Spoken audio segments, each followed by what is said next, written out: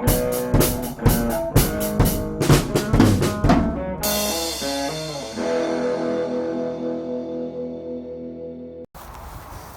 folks, Free Play Frank. Alright, this week I'm going to teach you guys how to make a round bale feeder for your goats. And then later I'm going to play an 80s classic, Don't Dream It's Over by Crowded House. Alright, let's get to it. Okay, I'm going to be building a round bale feeder. I'm starting with this old rack here. This used to carry glass. And I'm going to be using the base of this. I'm going to be cutting this side off and modifying it to have two fixed sides, and then there's going to be two sides that collapse in on each other as the goats eat against the bale. They'll push the sides in and the bale will get smaller and smaller until it's all gone. Isn't that right, sweetheart?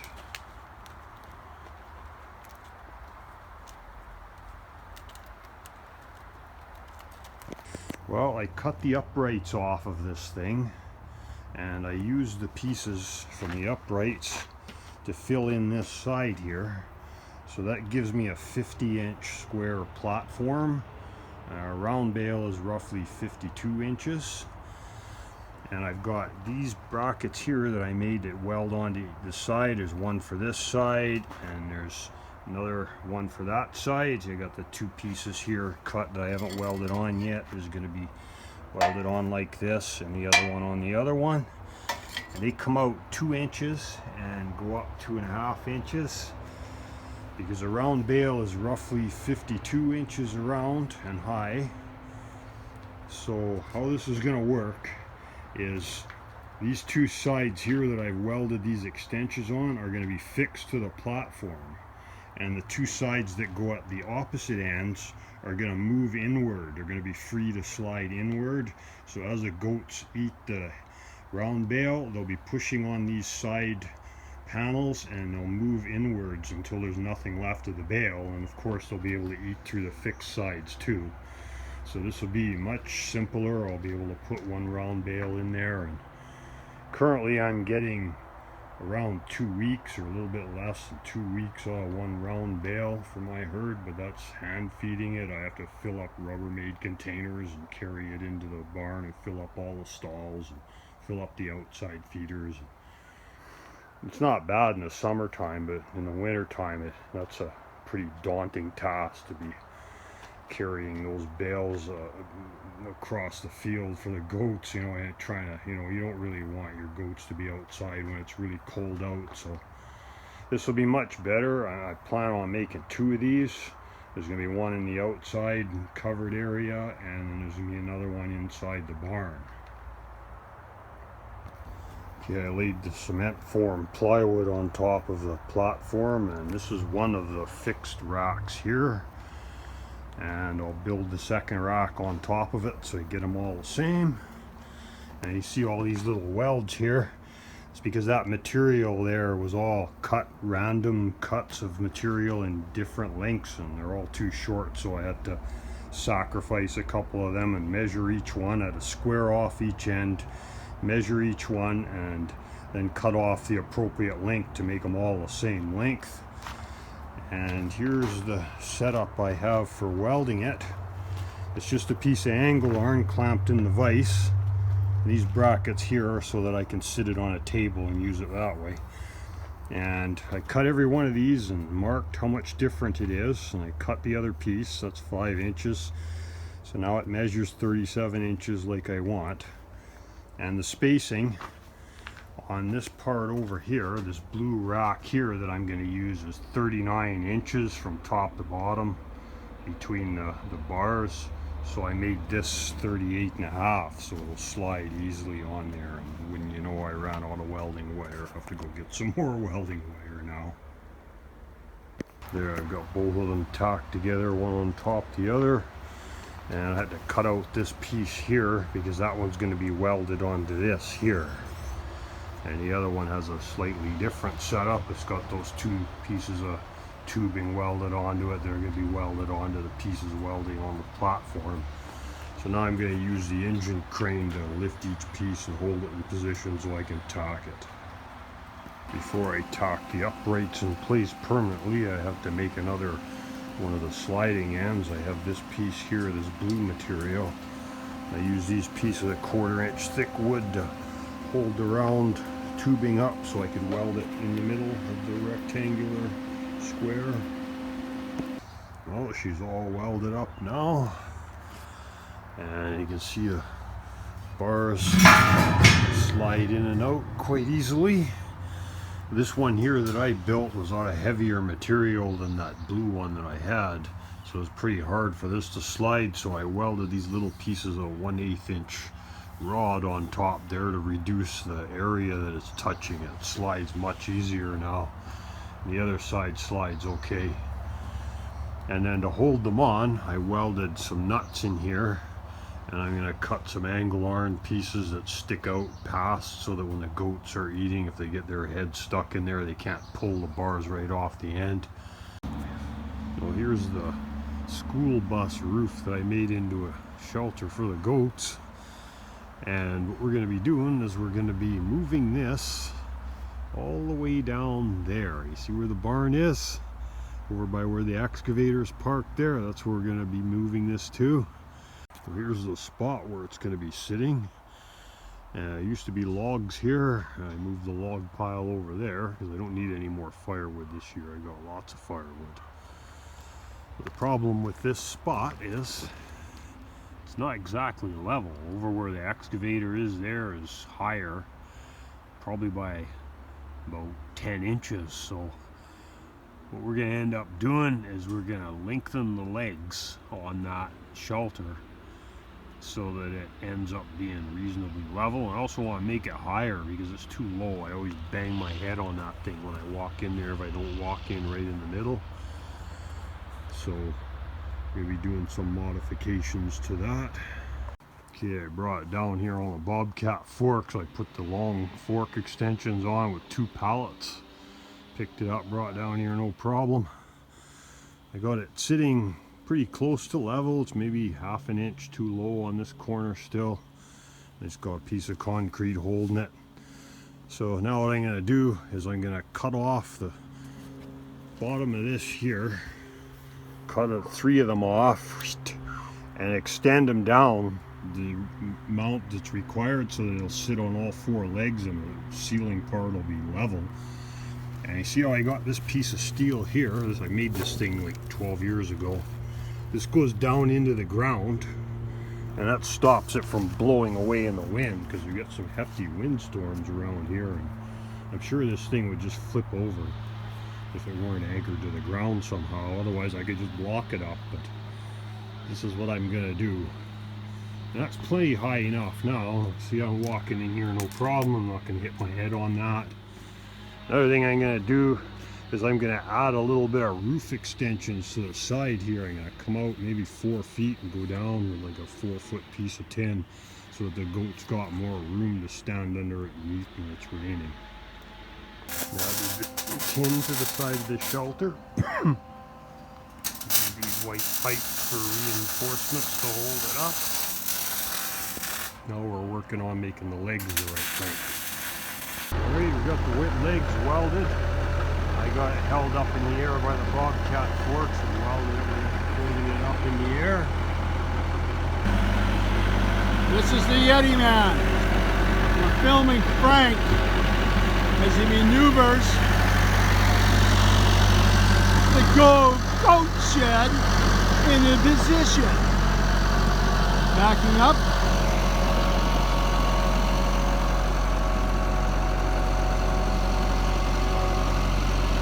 Raise it in place here. In it goes. Get out of the way. We'll be having goat meat later on. Alright, he's putting it in. Try to move it around. Hold it. Hold it. Hold it. Okay.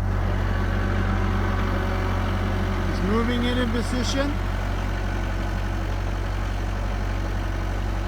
Putting it down.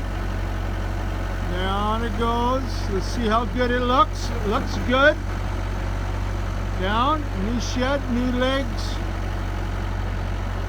new food. feeding spot for the goats. He's trying to position it around. The goats are checking it out. I wonder if they know what's happening. Food in abundance coming up here for them. It's all for them. Them. He's getting out. So much hay filled up here, I'm gonna have to scoop out this corner. Well, we managed to get it all set up last night and it got too dark to film, so. But as you can see, there's a fair amount of hay all over the outside, which I'm not happy with, so I'm not exactly sure what the deal is there. I did my research online. This person said that this is the best style of feeder and there's very, very little waste.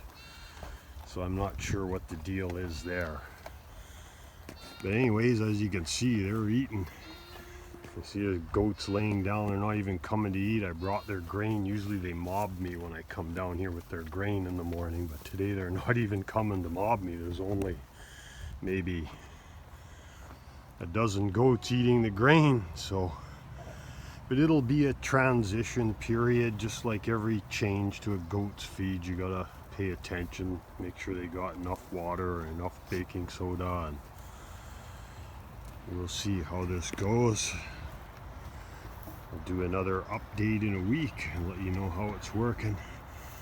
The only problem I did discover is when we took this first bale apart, you have to hold it up on the forklift and cut all the plastic and netting off of it, and of course the goats all came and started eating it as soon as we cut the bale open. So I had 50 goats in a big circle around me trying to eat the hay as we were trying to cut the plastic off the bale. So when we put a new bale out, we're going to have to put the goats in another field until it's in the feeder properly.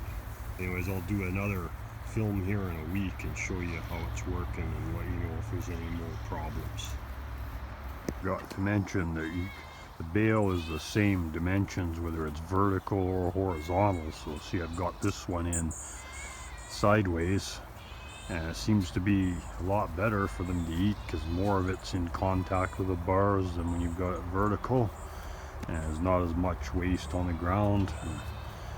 You could try it 90 degrees so that the end pieces are towards the fixed sides, and that way the movable sides will be contacting the rounded sides of it, which has less material for them to eat before they can start pushing the sides in. That might work well too.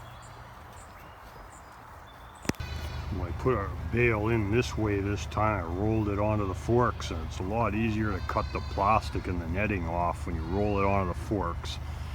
And then you cut the plastic off first and the netting, and if you cut it in the right part, you cut it down near the bottom of the forklift close to the machine, then you can just roll it right off the forks into the feeder and all the plastic stays behind it. So it makes a heck of a lot less mess. And here, this is I think that's number 5 or 6 bale I put through that already. This is how much waste there is after 4 or 5 bales. So, you know, it looks like a lot, but I mean, if you rip one of them bales apart, the pile would probably be 20 times this size. So it's probably 10% waste, I would say.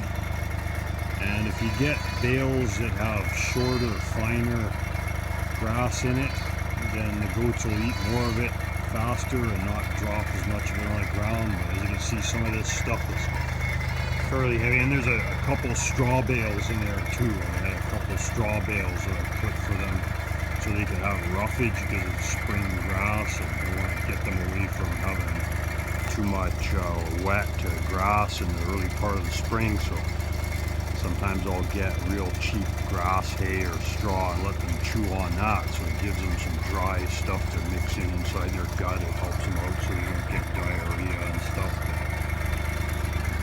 But anyways, I think I'm going to end this video here about the bales here, and I'm going to add more updates in the future.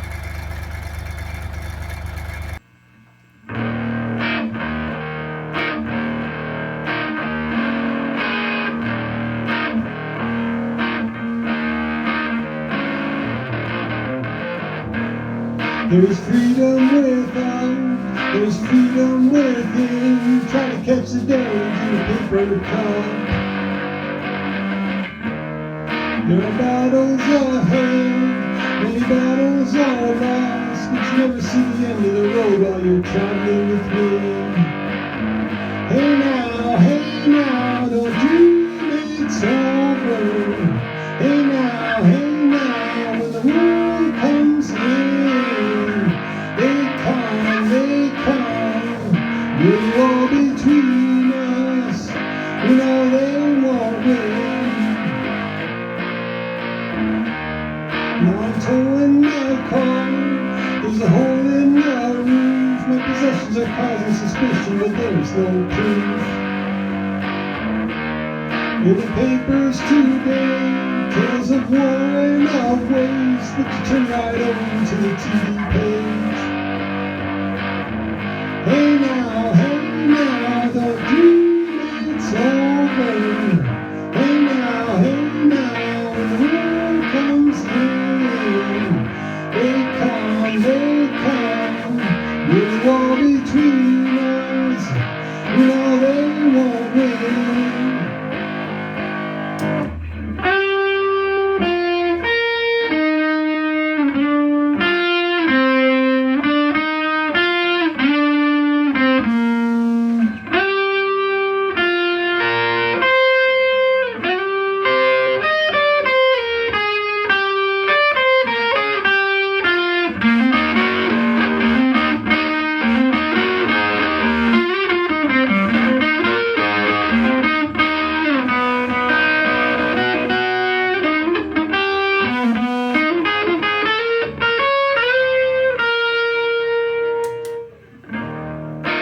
Walking again to the beat of a drum, and I'm counting the steps to the door of your home. Only shadows ahead, barely clearing the roof. Get to know the feeling of liberation and release. Hey now, don't dream it's over. Hey now, when the world comes in, they come,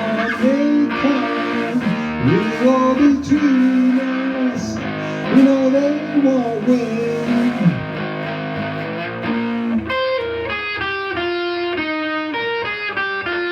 Don't let them win, hey now, don't let them win, hey now. They come,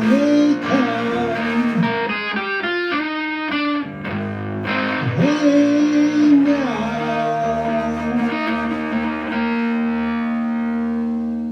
Alright, that was Don't Dream It's Over by Crowd House. Thanks guys for joining me tonight. We'll see y'all next time. Take her easy.